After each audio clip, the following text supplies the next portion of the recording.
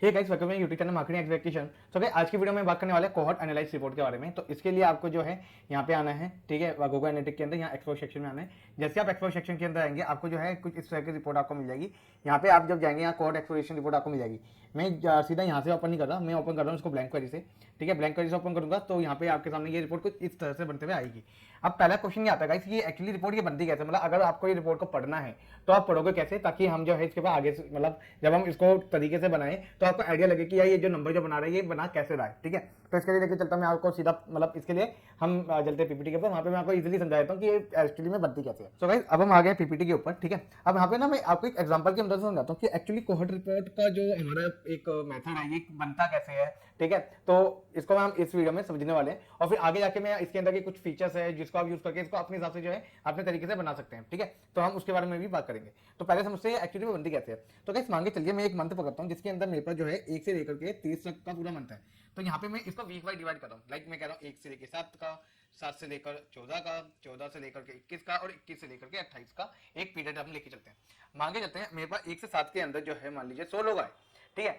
100 में से कितने लोग जो है नेक्स्ट वीक, ये मेरा वीक 0 हुआ अभी इसके लिए वीक 0 हुआ।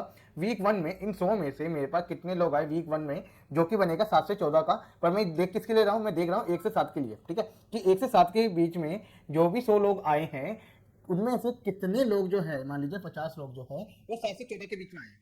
फिर मैं देखना चाहता हूँ कि वीक 3 के अंदर जो वीक 1 में आए थे, मतलब 1 से 7 के अंदर आए थे, मान लीजिए मैं मान के चलता हूँ कि वो आए हैं मान लो 30, तो ये जो है 100 का ये 30 हो जाता है, ठीक है।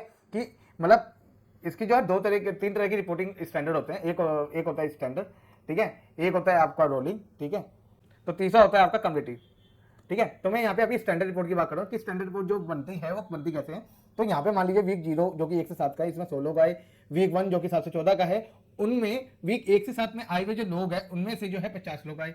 वीक 3 के अंदर जो कि 14 से 21 का वीक है इसके लिए, ठीक है, इस वाले वीक के लिए उनमें उनमें जो है जो वीक 1 में जो कि वीक 0 है मेरा 1 से 7 का, ठीक है, 100 लोग में से 30 लोग आए। ऐसे वीक 4 के अंदर जो है मान लीजिए मैं मांगे चलता हूँ 10 लोग आए। अब सेम इसी मेथड में चलेगा। अब मांगे चलता हूं मैं अगला मेरा पीरियड है, मैं मांगे चलता हूं 7 से 14 का पीरियड ले रहा हूं। तो मैं लेके चलता हूं 7 से 14 का पीरियड जो कि मेरे लिए उस टाइम के लिए वीक 0 है, उसके अंदर मांगे चलता हूं 80 लोग आए। 80 लोग में से जो वीक 1 में आए हैं, वीक 1 इसके लिए क्या होगा 14 से लेकर 21, तो 80 में से मान लीजिए 50 आए हैं। फिर 50 लोग या फिर उसका अगला वीक हो गया वीक 3, तो 7 से 14 के लिए वीक 3 क्या हो गया 21 से 28, मान लेता हूँ इसमें 30 लोग आए हैं। फिर 14 से 21 के लिए पहला वीक जो है वो 0 हो गया, ठीक है, तो मांगे चलता हूँ यहाँ पे 50 लोग आए हैं। और वीक 1 जो है इसके लिए 21 से लेकर 28 है, तो इसके अंदर मांगे चलता हूँ 30 लोग आए हैं। यहाँ पे मैं मांगे चलता हूँ 20 लोग आए हैं, तो ये वीक 0 हुआ। तो ये रिपोर्ट कुछ इस तरह से बनती है और ये रिपोर्ट बनती है स्टैंडर्ड वे में, ठीक है। स्टैंडर्ड वे में आपको मैं ये चीजें जो है कैसे मतलब रिपोर्ट के अंदर दिखती है मैं आपको वहां पे बता दूंगा। फिलहाल के लिए आप ये समझिए कि स्टैंडर्ड वे में बनती है। अब इसका एक दूसरा तरीका है। दूसरा तरीका क्या है, दूसरा तरीका आपका रहता है जिसके अंदर जो है आपके पास सब मान लीजिए कि यहाँ पे रोलिंग का तरीका आता है। अब रोलिंग का तरीका काम कैसे करता है, ठीक है। अब रोलिंग वाले मेथड के लिए जो पहला वीक है मेरा 1 से 7 का वीक, वो एक्चुअली वीक 0 है। मान लेता हूँ उसके अंदर 100 लोग आते हैं, लेकिन उन 100 में से जो है मान लेता हूँ 50 लोग जो है मेरे वीक 1 में आते हैं। पर अब इसमें गेम क्या चलती है कि इस 50 में से कितने लोग जो है मेरे वीक 3 के अंदर जो कि 1 से 7 के लिए 14 से 21 का वीक बनता है उसमें आए। और इन 30 में से कितने लोग, मान लीजिए 10 लोग जो है वो 1 से 7 मतलब 1 से 7 जब जब लोग आए थे उसके 4th वीक तक में, ये जो कि 21 से 28 का बनता है, इनमें 10 लोग आए। तो एक्चुअली रोलिंग और स्टैंडर्ड में फर्क ये होता है, स्टैंडर्ड में बाहुबली रहता है ये वाला वीक, ठीक है, 0। पर रोलिंग के अंदर क्या रहता है, रोलिंग के अंदर जाता है ऐसे, फिर उसके बाद अगला ऐसे, फिर उसके बाद अगला ऐसे, तो ऐसे करके सारे वीक बनते हैं। तो अब हम बात कर रहे हैं कम्युलेटिव वीक के बारे में, ठीक है। कम्युलेटिव वीक ये तीसरा कैलकुलेशन का मेथड होता है। अब इसमें क्या होता है, मान लेते हैं यहाँ पे कुछ लोग आए, मान लीजिए यहाँ पे 100 लोग आए, ठीक है। तो ये क्या करेगा कम्युलेटिव वीक में 100 में से मान लीजिए कि 50 लोग इस वीक में आए हैं, तो ये क्या करेगा, ये एक्चुअली 50 नहीं बनाएगा, इसको 100 प्लस में 50 बना देगा, ठीक है। इसमें मान लीजिए 30 लोग आते हैं, तो यहाँ पे क्या होगा 100 प्लस में 50 प्लस में 30, ये ऐसे बनाएगा। तो एक्चुअली कैलकुलेशन जो है वो ये नहीं दिखाएगा, कैलकुलेशन दिखाएगा ये 180 की, यहाँ पे दिखाएगा 150 की, ठीक है, ये ऐसे कैलकुलेशन दिखाएगा। अब वीक 4 में मान लीजिए 10 आते हैं, तो यहाँ 100 प्लस में 50 प्लस में 30 प्लस में 10 बन गया मेरा 190 का। तो ये कुछ ऐसे दिखाएगा। तो एक्चुअली आपको जो रियल वैल्यू दिखेगी, मतलब जो आपको सामने दिखेगा ना नंबर, वो ऐसे दिखेगा 100 फिर 150 फिर 180 फिर 190।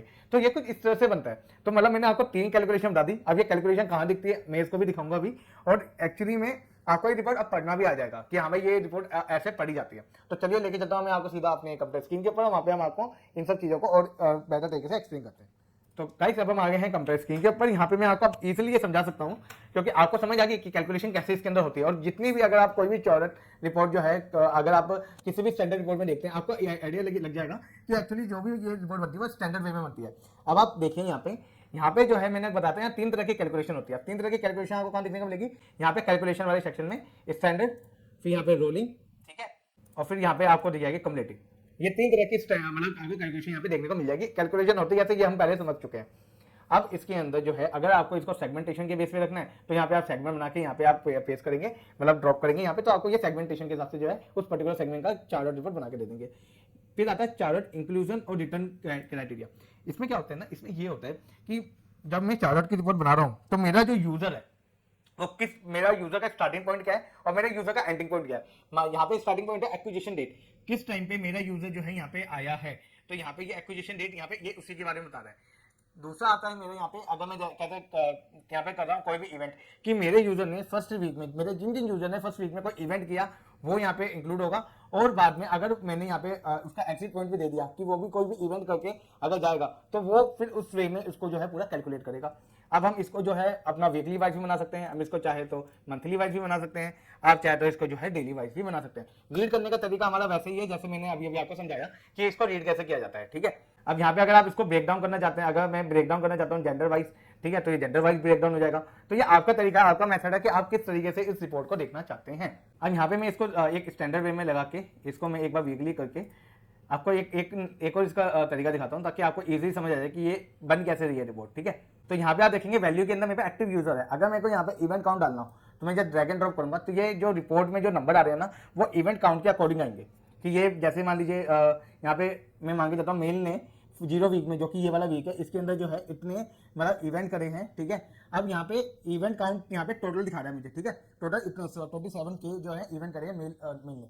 लेकिन अगर मैं इसको देखना चाहता हूँ ये सन के अंदर में पर चार्ट यूजर के हिसाब से देखना चाहता हूँ तो यहाँ पे बता रहा है कि पर चार्ट यूजर के हिसाब से जो है इवेंट काउंट 20 रहता है। मतलब ऑन एन एवरेज जो है एक यूजर जो है 20 इवेंट जो है करके जा रहा है, ठीक है। तो आप कुछ इस हिसाब से जो है अपनी चार्ट रिपोर्ट बना सकते हैं। तो गाइस आज की वीडियो में इतना ही। उम्मीद है आपको आज की वीडियो अच्छी लगी होगी। उम्मीद है आपको समझ आया होगा कि चार्ट रिपोर्ट आप कैसे बना सकते हैं, क्या क्या इसके फंक्शन होते हैं, जो आप इसको अप्लाई करके जो है अपनी रिपोर्ट बना सकते हैं। तो गाइस वीडियो के रिगार्डिंग कोई भी क्वेश्चन हो नीचे कमेंट बॉक्स में मुझसे पूछ सकते हैं। अगर आपने अभी तक मेरे चैनल को सब्सक्राइब नहीं किया तो मैं जाकर चैनल को सब्सक्राइब कर लीजिए ऐसी अमेजिंग वीडियो देखने के लिए। तो आज की वीडियो में इतना ही। This is Kishan signing of.